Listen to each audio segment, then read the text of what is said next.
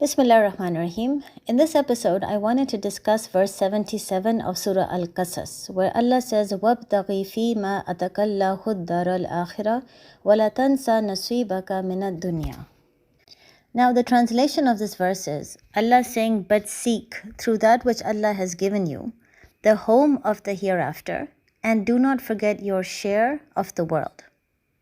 The reason why I've chosen this verse is because many people have this concern that perhaps chasing Allah or chasing the akhirah means abstaining completely from this world.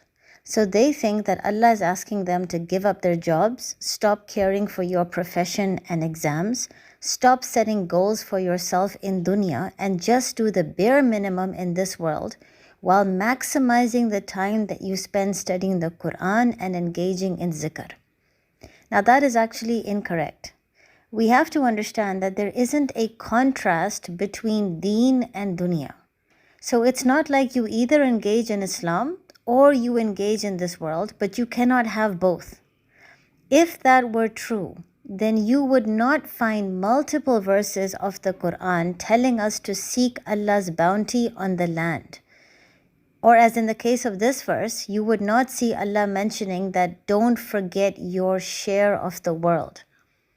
In contrast, a true Muslim understands that Deen or Islam is like a big circle and dunya is inside that circle. So dunya is actually supposed to be a subset of Islam. It's not supposed to be something that is entirely separate to Islam, which means either choose Deen or choose dunya.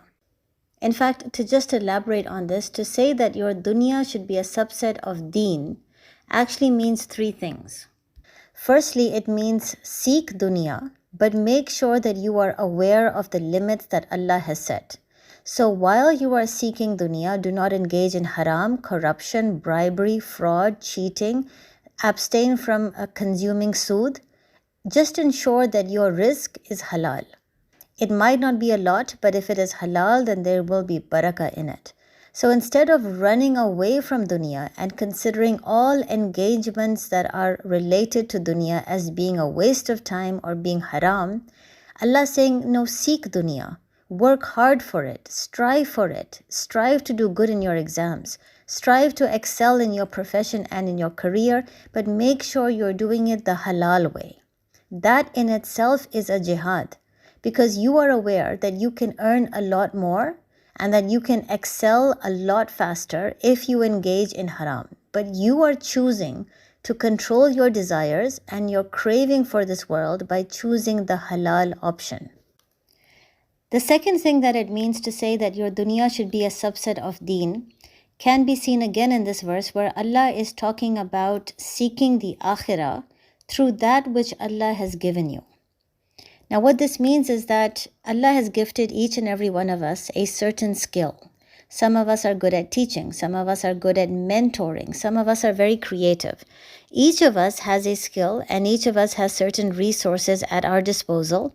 So Allah is saying, use a skill set that I have given you and the resources I have given you so that you can earn rizq that is halal, but also use it to do good deeds and to spread Islam.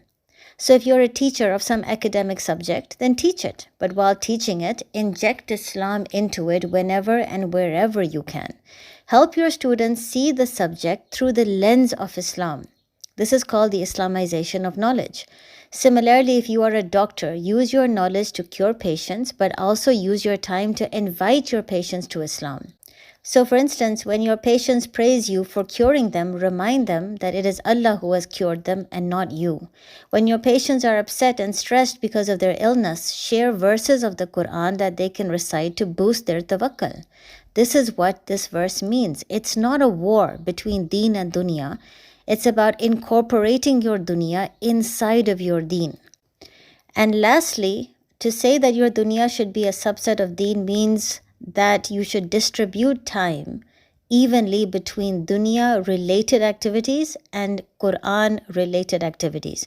Make sure you take out time to connect with Allah so you can remind yourself of your purpose and the things that please Allah.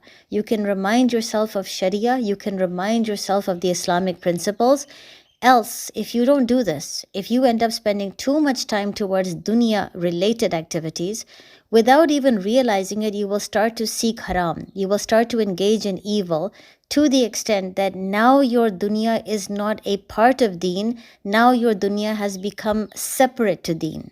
And when that happens, that is when you realize that you can now either choose Islam or you can choose dunya. Now you cannot have both, because the kind of dunya that you are seeking is dunya which is promoting haram and evil activities. So tell me what this verse means to you in the comment section. Assalamu alaikum.